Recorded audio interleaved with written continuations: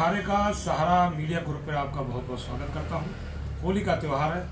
हारे का सहारा media group की पूरी टीम की तरफ से आपको, आपके पूरे परिवार को होली की बहुत बहुत शुभकामनाएं। धन्यवाद हरीश तोमर जी। आपका जो चैनल है हारे का सहारा, ये भगवान का एक साक्षात रूप है। भगवान के बहुत बड़े बड़े भक्त हुए हैं। भक्त शिरोमणि में हनुमान जी का नाम सबसे ऊपर आता है, लेकिन अकेले ऐसे भक्त हैं बाबा श्याम, खाटू श्याम, जिनको भगवान श्री कृष्ण ने साक्षात अपना रूप दिया है और उनको वरदान दिया है कि कलयुग में तुम मेरे नाम से जाने जाओगे, मेरे नाम से पूजा होगी। और साक्षात अब भगवान खाटू श्याम जी के रूप में भगवान श्री कृष्ण विराजमान है। और हारे का सहारा, इसका मतलब कमजोर के साथ होना। तो बहुत अच्छा आपके चैनल का नाम है और नाम में भी बहुत दम होता है, नाम भी बहुत कुछ मानी करता है। रही अब की बात, तो होली की पूरे हमारे विधानसभा, बुराड़ी विधानसभा के वासियों को, पूरी दिल्ली के वासियों को, पूरे देश के वासियों को, पूरे विश्व को होली की बहुत बहुत शुभकामनाएं हैं। होली एक रंगों का त्यौहार है। ये सिखाता है हमें गृहस्थ आश्रम के बीच में, दुनियादारी के बीच में, जो परेशानियाँ, अच्छाई बुराई, दुख सुख आते रहते हैं, उनके बीच में हम कैसे रंगीन विचारों में रहें, हाथ मिलकर रहें। होली को कहते हैं कि होली मतलब अब से पहले जो भी दुश्मनी थी वो होली खत्म करो, उसे आगे से दोस्ती का, मित्रता का हाथ बढ़ाओ। होली पे ये बताया गया है, होलिका दहन पे, कि जो राणा हिरण्यकश्यप था कितना ताकतवर था, उसने बड़े बड़े अपने को भगवान बनाता था, उसका भी अंत आया।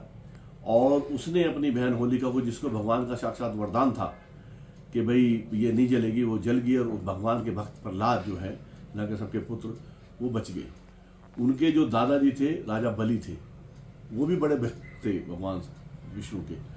तो होली में हम यही कहते हैं कि सभी ग्रामवासी, सभी क्षेत्रवासी, सभी दिल्लीवासी, सभी देशवासी, सभी हमारे एशिया महाद्वीप के लोग, पूरी विश्व के लोग, पूरा ब्रह्मांड, सब में शांति रहे, खुशी रहे, सकारात्मक ऊर्जा का निर्माण हो, हम अच्छे से मिलें, हम राग द्वेष ना रखें, प्रेम भाव रखें।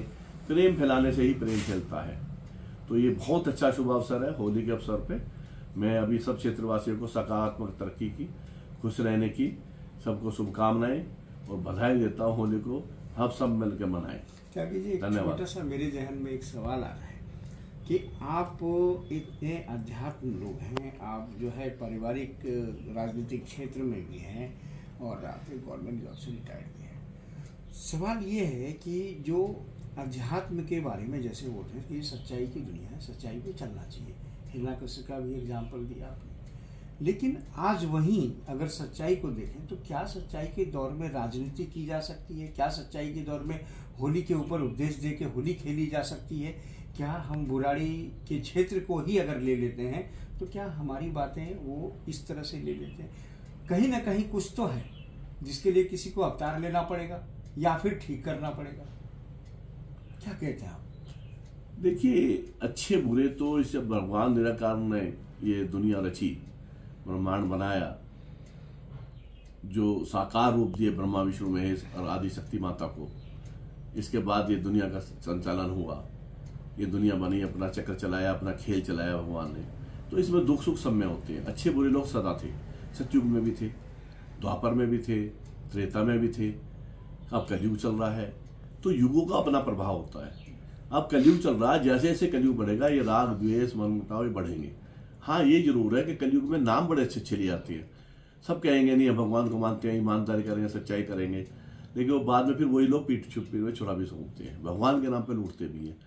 सबको चलना है, लेकिन इस कलयुग में तारीफ भी बहुत अच्छा है। एक दिन प्रेमानंद जी महाराज बोल रहे थे कि इस कलयुग में अगर मन से कोई आप अच्छा काम करते हैं, तपस्या करते हैं, भगवान नाम लेता तो वो अब सार्थक होगा। आपने सोच लिया कि मुझे 11 ब्राह्मणों को, साधुओं को भोजन कराना है और आप करा नहीं पाए, तो आपका निमित्त माना जाएगा, आपने कराया। लेकिन आपने कुछ बुरा सोच लिया, बुरा करा, तो वो नहीं माना जाएगा। ये कलयुग की विशेषता है। कलयुग में अगर हमारा ध्यान लग जाए, कहते हैं कि जो लाखों साल में सतयुग में, हजारों साल में त्रेता में, और द्वापर में सैकड़ों साल में भी लगातार तप करके भगवान की प्राप्ति नहीं होती थी, मोक्ष नहीं मिलती थी। वो कलयुग में एक पहर में से 2 घंटे 48 मिनट में वो अगर हम जाए तो मिल जाती है मोक्ष। तो कलयुग बहुत अच्छा भी है, कलयुग में तुरंत फल मिलता है। और जो हारे का सारा खाटू श्याम, ये कलयुग के ही भगवान ने कलयुग के लिए इनको अपना अवतार दिया है, अपना नाम दिया है। तो रही दूसरी बात, अच्छे बुरे लोग सब होंगे, जिसको समझना है। जो छाछ है, छाछ बुरे को धोते खराब गेहूं को बाहर फेंक देता है, अनाज को अच्छे को रख लेता है। अब जिसको जो पसंद है रख लेगा, वो उस पर जितनी कृपा होगी भगवान की, जैसे सत्संग करेगा, जैसे लोगों में रहेगा, जैसे विचार रहेगा। एक आदमी का जो साथी है उन पे भी डिपेंड करता है, परिवार पे डिपेंड करता है। बहुत सी चीजें जीवन में प्रभाव डालती हैं। बड़ा अच्छा प्रसंग आया आपके बीच में जब आपने कहा कि अनाज को फेंक देते हैं, सड़ जाता है। लेकिन आजकल के त्यागी जी, मैं ये जानता हूँ, मैंने ये देखा है इस उम्र में कि जो झूठ है वो जीतता जा रहा है, चाहे वो किसी भी क्षेत्र में हो। राजनीतिक अगर आप अनाज की बात करते हैं, उसमें पाउडर लगा के बेच देते हैं, लोग खिलाते हैं, बड़े चाव से खा लेते हैं। जो अच्छी अनाज है वो गाय को मिलती है और वो किसी ऐसे सड़े गले जगह पे घूमती रहती है। इसका कहीं ना कहीं छल प्रपंच, जीत तो छल प्रपंच की हो रही है ना। देखिए, ये तो होना ही है, कलयुग में तो बढ़ना ही है। तो इससे ये कहा कि जो व्यक्ति कलयुग में अपने को कंट्रोल कर गया, अपने विलासता पे काम क्रोध लोभ अहंकार से ऊपर बच गया ऐसे, तो उस जैसा बड़ा कोई संत नहीं है, साधु नहीं है। सिर्फ इतना ही करना है, सिर्फ भगवान का नाम जपना, कितना आसान है। कोई पूजा पाठ की, किसी हवन की, किसी की जरूरत नहीं है, किसी तपस्या की जरूरत नहीं है। केवल भगवान के नाम सिमरन से ही मोक्ष मिल सकती है हमें। तो ये जो आप कह रहे हैं, इसके लिए पाप तो बढ़ता ही है, बढ़ेगा उसमें। तो कुछ अच्छाई है, कुछ बुराइयां भी हैं कलयुग में। तो कलयुग का अपना प्रभाव है, अपना असर होता है लोगों पे। जो अपने को बचा ले आते हैं, साधु संत, बहुत से ऐसे साधु संत हैं जो हजारों साल से आज भी